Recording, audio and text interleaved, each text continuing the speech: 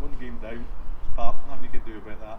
26 opportunities, still to take the season on, one game at a time, to make that to the Holy Grail, obviously back to the Premier League. Yeah, look, I said this as well at the start of the season.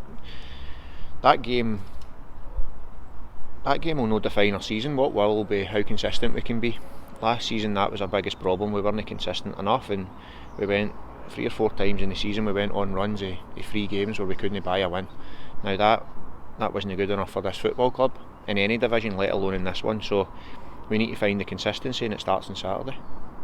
If nothing else, this league proves that nobody has a divine right to win a game.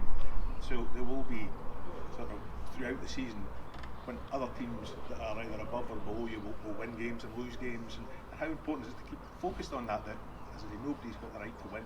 It's not a runaway or anything like that going to happen. It'll be one game at a time. Yeah, I think the big thing is we focus on ourselves. We need to get Dundee right. We know Friday was below or anywhere near. It wasn't anywhere near the level we need to be at for where we want to go. So I say that what happens elsewhere we can't take care of. The only thing in our control is Dundee Football Club, and we need to make sure we're right.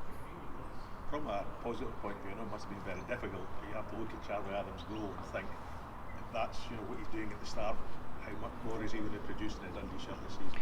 Yeah, it was a fantastic goal, and he's got real quality, we know that, but as I say, there wasn't too many positives from that.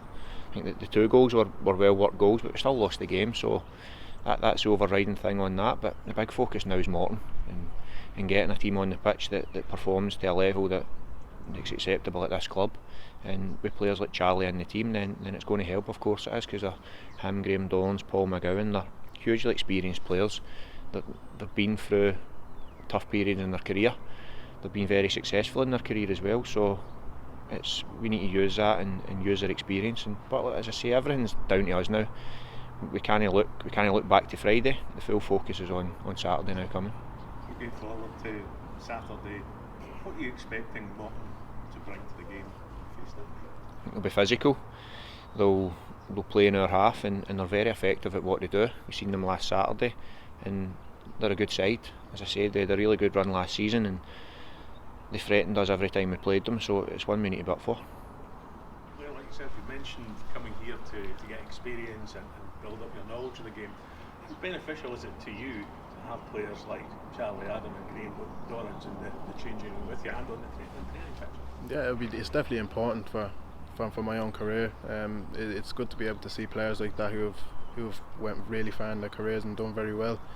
So in the aspect of them, they'll be able to teach me and let me know what I can improve on if they see something. But and they'll be able to let me know if I'm not working hard enough. So it's great to have players like that around the squad.